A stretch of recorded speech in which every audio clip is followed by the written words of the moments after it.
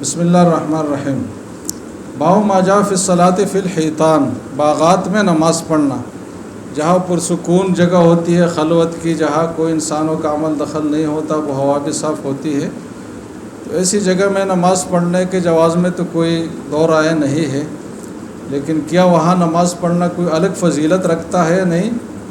تو اس حدیث میں یہ بات بیان ہوئی ہے اور گوئے کہ یہ بات کہی گئی ہے کہ یہ الگ فضیلت کا باعث ہے، لیکن چونکہ یہ حدیث بہت زیادہ ضعیف ہے اور اتنا ضعیف ہے کہ منکر کے درجے کا ہے، اس لیے کہ اس میں جو راوی آ رہا ہے حسن بن ابی جعفر، تو یہ بہت ضعیف راوی ہے، تمام محدثین نے اس کو ضعیف اور منکر کہا ہے، لہٰذا یہ روایت جب حد درجہ ضعیف ہے تو اس سے کوئی حکم شرعی ثابت نہیں ہو سکتا۔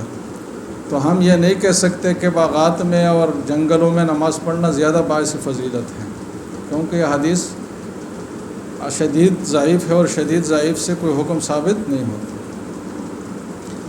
حدثنا محمود بن غیلان قال حدثنا ابو داود حدثنا الحسن بن ابي جعفر عن زبير بن طفيل عن معاذ بن جبل ان النبي صلی اللہ علیہ وسلم كان يستحب الصلاة في الحيطان، کہ حضور صلی اللہ علیہ وسلم کو باغات میں نماز پڑھنا پسند تھا۔ قال ابو داود کہ حیطان سے مطلب ہے بساتین، باغ۔ قال بعث حدیث معاذ حدیث غریب، یہاں غریب بمعنی ضعیف ہے، اور ضعیف بھی اشد الضعف ہے، اس لیے کہ لا نعرف الا من حدیث الحسن بن ابی جعفر، اس پہ امام بخاری، امام احمد اور بہت سارے محدثین نے، بڑے بڑے سب نے، معتدلین جو محدثین ہیں انہوں نے بھی اس پہ سخت جرح کی ہے، اور جو متشددین ہیں انہوں نے بھی کی۔ حسن بن ابی جعفر قد ضعفہ یحیی بن سعید وغیرہ، ابو الزبیر اسمه محمد بن مسلم بن تدرس، ابو الطفیل اسمه عامر بن واصلہ، ان راویوں کا تعارف ہے۔ تو خلاصہ یہ ہے کہ باغات میں نماز پڑھنا جائز تو ہے، البتہ الگ سے کوئی فضیلت اس کی نہیں ہے۔ باب ما جاء فی سترۃ المصلی، نمازی کے سامنے سترہ کی اہمیت اور اس کی افادیت، کہ آدمی اگر ایسی جگہ نماز پڑھ رہا ہے جہاں خدشہ ہے کہ لوگ سامنے سے گزرے، تو اس کے لیے شرعی حکم ہے کہ وہ سترہ سامنے لگائیں۔ سترہ لگانے کے بعد پھر یہ بھی حفاظت سے ہو جائے گا، لوگ بھی حفاظت سے ہو جائیں گے۔ یہ حفاظت سے اس لیے کہ اس کے نماز کو کوئی اثر نہیں ہوگا، لوگ اس لیے کہ ان کو کوئی گناہ نہیں ہوگا، تو یہ کوئی کہ تاکیدی حکم ہے۔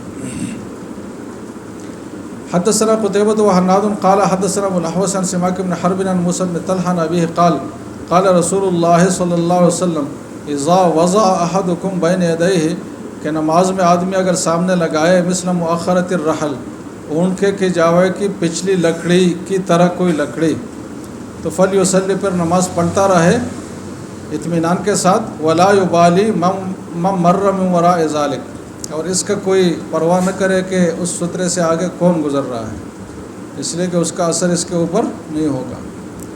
تو یہاں سے سترہ کا حکم ہے۔ فقہا نے پھر اس کی تحدید کی ہے کہ ایک انگلی کے بقدر اس کی موٹائی ہو اور ایک ذراع یعنی 1.5 فٹ کے بقدر اس کی لمبائی ہو، تو یہ کم سے کم مقدار ہے سترے کی۔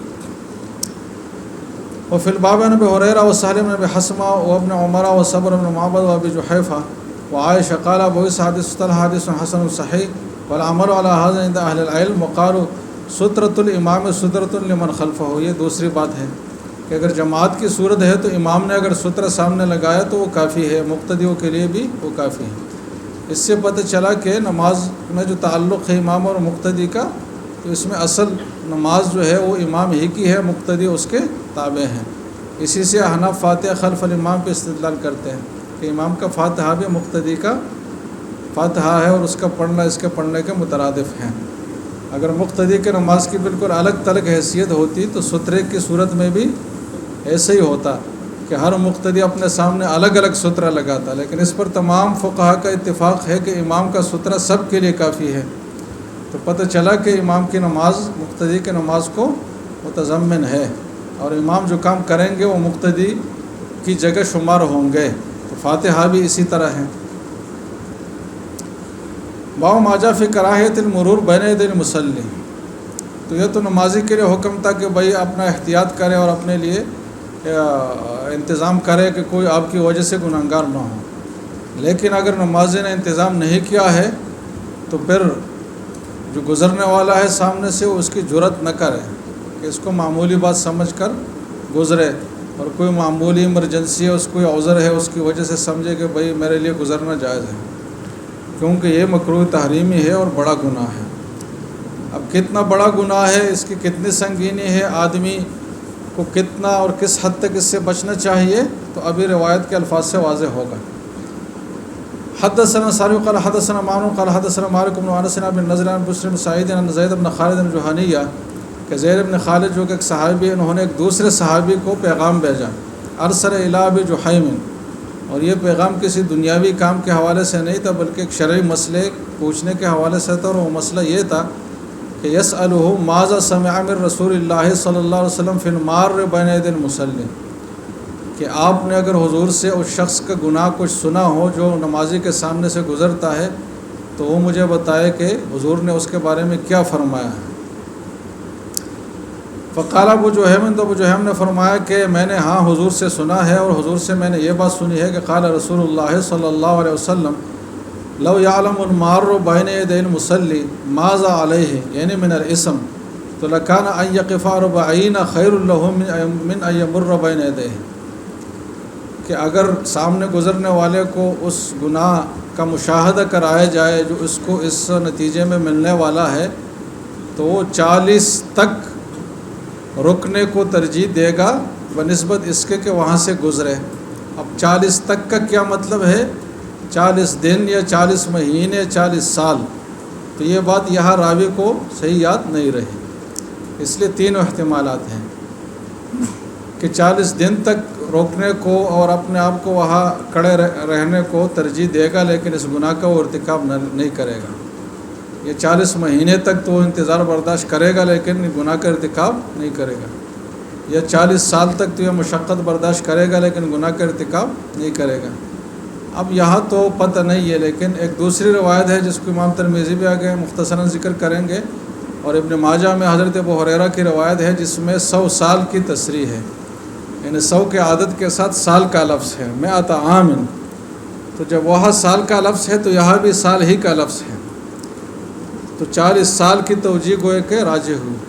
تو خلاصہ یہ نکلا کہ 40 سال تک اس کو کڑا ہونا پڑے، یہ اس کو تو برداشت کر لے گا لیکن اس گناہ کا اقدام یہ نہیں کرے گا۔ اب یہ دیکھیے ایک مکروہ تحریمی عمل ہے، لیکن اس کے گناہ کو اگر مشخص اور محسوس کر کے مشاہدہ اس کا کرایا جائے انسانوں کو تو انسان اس تک تو برداشت کریں گے کہ 40 سال کڑے رہے لیکن اس کا ارتکاب نہیں کریں گے۔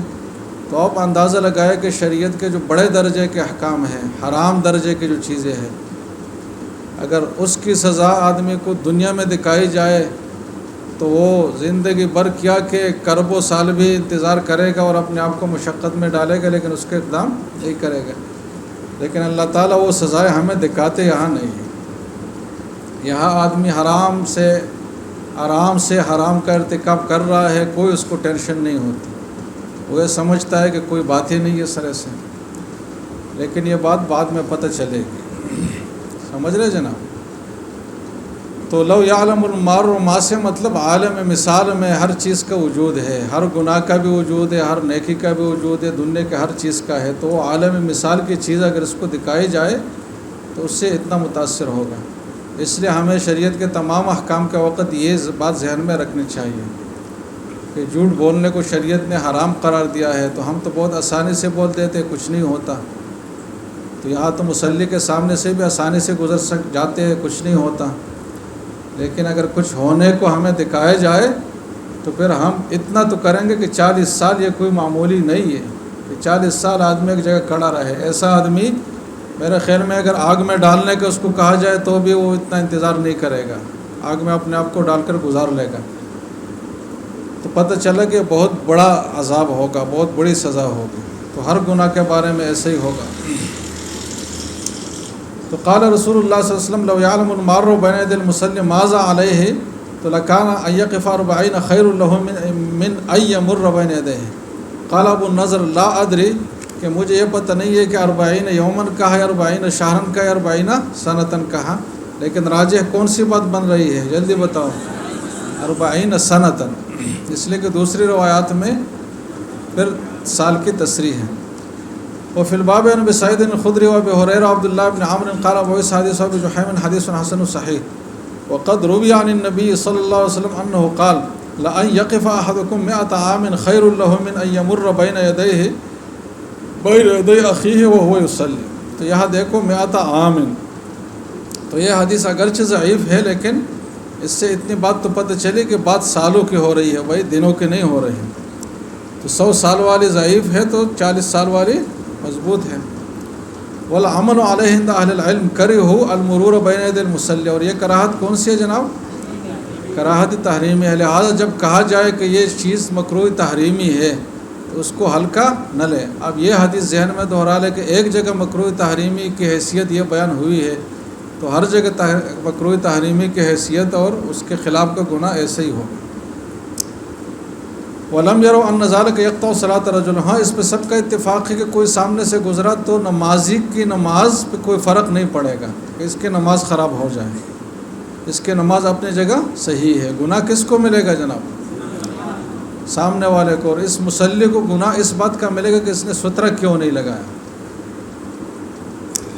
باب ما جاء لا يقطع الصلاة شيء، اب یہ آخری جملے سے گوئے کہ ایک بات نکلی کہ کیا نماز توڑنے کی بھی کوئی بات یہاں ہو سکتی ہے؟ تو کہتے ہیں کہ ہاں ہو سکتی ہے، اس لیے کہ کچھ روایات سے پتہ چلتا ہے کہ بعض چیزوں کے گزرنے سے نماز ٹوٹ جاتی ہے۔ تو انہوں نے 2 ابواب قائم کیے ہیں، پہلا باب اور آگے دوسرا باب۔ پہلے باب میں یہ مضمون بیان ہوا ہے کہ کسی چیز کا ہم اس لیے کہتے ہیں کہ انسان ہونا کوئی ضروری نہیں ہے، انسان ہو، گدھا ہو، کوئی اور حیوان ہو، کتا ہو، سامنے سے گزرے تو کسی بھی چیز کے سامنے سے گزرنے سے نماز پہ کوئی فرق نہیں پڑتا۔ یہ جمہور حضرات کی رائے ہے۔ امام احمد رحمہ اللہ فرماتے ہیں کہ کالا کتا اگر سامنے سے گزرا ہے تو نماز ٹوٹ جائے گی۔ باقی 2 چیزیں رہ جاتی ہیں جس میں ان کو اشتباہ ہے، ایک کوئی خاتون سامنے سے گزرے، دوسرا گدھا سامنے سے گزرے۔ تو اس بارے میں ان کا موقف ڈاواڈول ہے کہ نہ تو کہتے ہیں کہ نماز ہو جائے گی، نہ کہتے ہیں کہ ٹوٹ جائے گی، لیکن ایک بارے میں ان کو یقین ہے اور ان کا موقف بالکل واضح ہے کہ کالے کتے کے گزرنے سے نماز ٹوٹ جاتی ہے۔ اب کیا وجہ ہے جناب؟ تو امام احمد کی دلیل دوسرے باب میں ہے، جمہور کی دلیل پہلے باب میں ہے، اب ذرا دیکھ لیں۔ حدثنا محمد بن عبد الملك بن ابي الشوارب قال حدثنا زيد بن زريع حدثنا معمر بن زهري عن عبد الله بن عبد الله بن عتبہ بن عباس قال كنت رديف الفضل، کہ میں حضرت فضل ابن عباس کے ساتھ سواری پر پیچھے بیٹھا ہوا تھا، علی اتان گدی پر۔ تو عربوں میں گدھا گدی کی سواری یہ کوئی باعث عار چیز نہیں تھی، بلکہ فخر کے ساتھ لوگ اس پہ سواریاں کرتے تھے، جیسے کہ یہاں خچروں پر اور گھوڑوں پر لوگ سواری کرتے ہیں۔ پھر ہندوستان وغیرہ میں گدھے کی سواری کو معیوب سمجھا جاتا ہے، لیکن عربوں میں ایسا نہیں ہے، اور یہ علاقوں کا فرق ہے۔ پھر عربوں کے گدھے ایسے خوار خراب ہوتے بھی نہیں، یہ بڑے بڑے ہوتے جو خچر کے برابر ہوتے تقریباً۔ فجینا، تو ہم آئے، والنبی صلی اللہ علیہ وسلم یصلی باصحاب منی، کہ منی میں حضور صلی اللہ علیہ وسلم صحابہ کے لیے جماعت کرا رہے تھے۔ قال فنزلنا عنہا، تو ہم گدی سے اترے، فوصلنا الصف، اور ہم نے صف کو جوڑ لیا، صف میں مل گئے۔ فمرت بین ایدیہم، اور وہ گدی سامنے چلتی رہی اور نمازیوں کے سامنے سے گزرتی رہی۔ فلم تقطع صلاتہم، ان کی نماز کو گدی نے خراب نہیں کیا، مطلب ان کی نماز ٹوٹی نہیں اس کی وجہ سے۔ ٹوٹی نہیں کا مطلب یہ کہ کسی نے نہیں سمجھا کہ ہماری نماز اس کی وجہ سے خراب ہوئی، لہٰذا پتہ چلا کہ کیا کہ سامنے کسی حیوان کے گزرنے سے نماز پہ کوئی فرق نہیں پڑتا۔ وفی الباب عن عائشہ الفضل بن عباس وابن عمر قال ابو عیسیٰ حدیث ابن عباس حدیث حسن صحیح والعمل علیہ عند اکثر اہل العلم من اصحاب النبی صلی اللہ علیہ وسلم وبعضهم من التابعین، سب حضرات کی یہی رائے ہے، مطلب جمہور کی۔ قالوا لا يقطع الصلاة شيء وبه يقول سفیان والشافعی، جبکہ امام احمد کا موقف تھوڑا مختلف ہے، تو ان کی دلیل یہ روایت ہے۔ باب ما جاء انه لا يقطع الصلاة الا الكلب والحمار والمرأة، کہ یہ 3 چیزیں سامنے گزرنے سے نماز ٹوٹ جاتی ہے۔ حدثنا احمد بن منین قال حدثنا هشام حدثنا يونس ومنصور بن زازان عن حمید بن هلال عبد الله بن الصامت قال سمعت ابا ذر يقول قال رسول الله صلی اللہ علیہ وسلم اذا صلى الرجل وليس بين يديه كآخرة الرحل، کہ جاوے کہ آخری لکڑی کے مانند کوئی لکڑی اس کے سامنے نہ ہو، مطلب سترہ اس نے نہ لگایا ہو، او كواسطة الرحل، یہ کہ جاوے کہ بیچ والی لکڑی کے بقدر۔ اسی لکڑی کو دیکھ کر فقہا نے یہ مقدار نکالی ہے کہ ایک انگلی کے بقدر موٹی لکڑی ہو اور ایک ذراع کے بقدر لمبی ہو۔ تو جب کسی نے سترہ نہ لگایا ہو تو قطع صلاتہ الکلب الاسود والمرأۃ والحمار، یہ تینوں چیزیں اس کی نماز کو توڑے گی۔ کون سی تین چیزیں؟ کالا کتا، کوئی خاتون سامنے سے گزرے، اور گدھا سامنے سے گزرے۔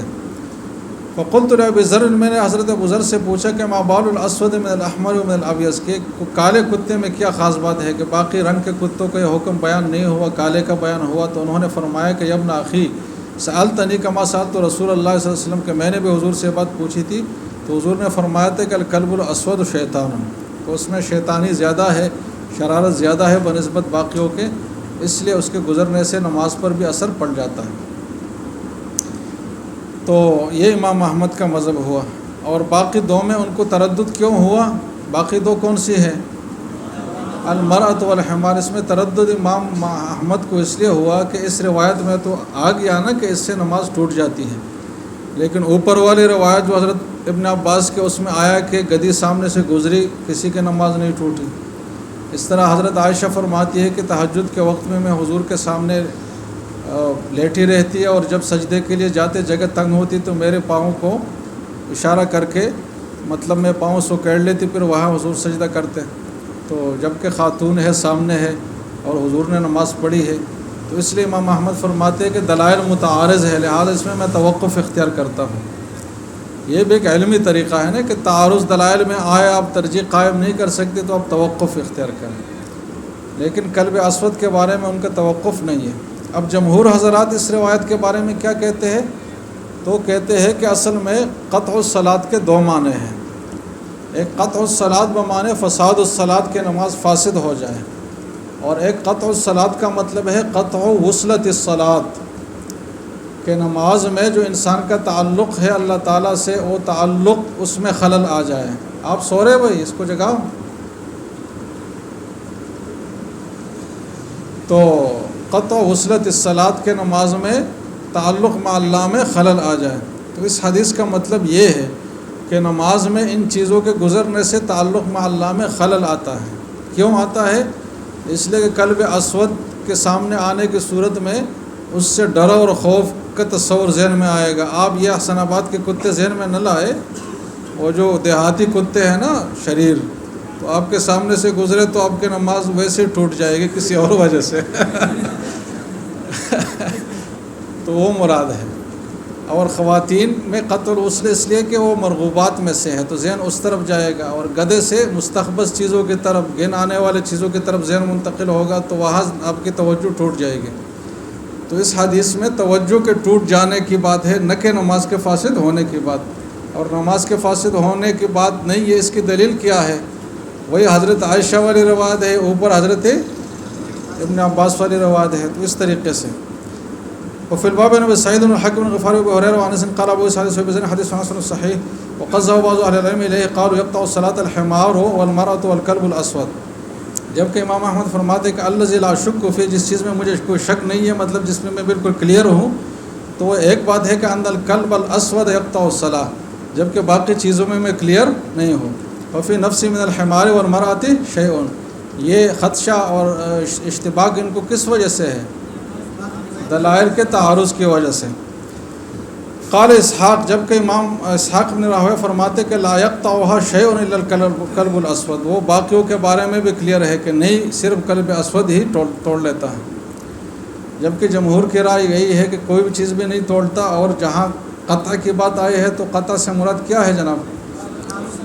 قطع الوصلہ، کہ اللہ سے تعلق اور توجہ اور جو خشوع خضوع تھا اس میں نقصان پڑتا ہے۔ لہٰذا ایسی جگہ نماز پڑھنی چاہیے جہاں خواتین کی گزرگاہ نہ ہو، جہاں کوئی جانور نہ گھومے پھرے، اگر آپ نے صحیح نماز پڑھنی ہے تو۔ باب ما جاء فی الصلاۃ فی الثوب الواحد، ایک کپڑے میں بھی آپ نماز پڑھ سکتے ہیں۔ ایک کپڑے کا مطلب یہ ہے کہ نیچے بدن کے لیے الگ کپڑا، اوپر کے لیے الگ کپڑا آپ کے پاس نہ ہو، ایک ہی کپڑے سے آپ ستر کر لیں اپنا، تو اس میں بھی نماز ہو جاتی ہے۔ لیکن اس میں بھی حتی الامکان بدن کو چھپانے کی کوشش آپ کریں، صرف یہ نہیں ہے کہ ناف سے گھٹنے تک حصے کو چھپایا، بلکہ جتنا آپ باقی بھی چھپا سکتے چھپائے، جیسے کہ حضور کے عمل سے یہی ثابت ہے۔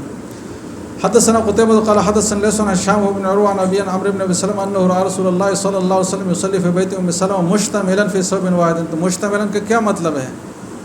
کہ کپڑے کو اپنے اوپر لپیٹے ہوئے تھے حتی الامکان، جہاں جہاں تک لپیٹ سکتے تھے۔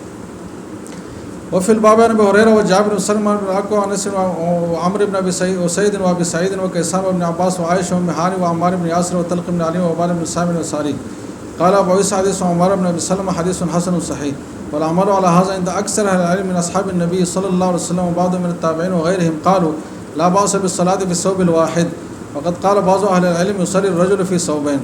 پھر اس میں فرض اور نفل کا تھوڑا فرق ہے کہ اگر آپ کے پاس کپڑے موجود ہیں تو پھر آپ کے لیے مکروہ تنزیہی ہے کہ آپ ایک کپڑے میں فرض نماز پڑھیں، اس لیے کہ فرض کے حوالے سے قرآن کا خصوصی حکم ہے کہ خذوا زینتکم عند کل مسجد، کہ فرض میں زیب و زینت والا لباس آپ نے پہننا ہے جس میں آپ باہر نکلنے میں فخر محسوس کریں۔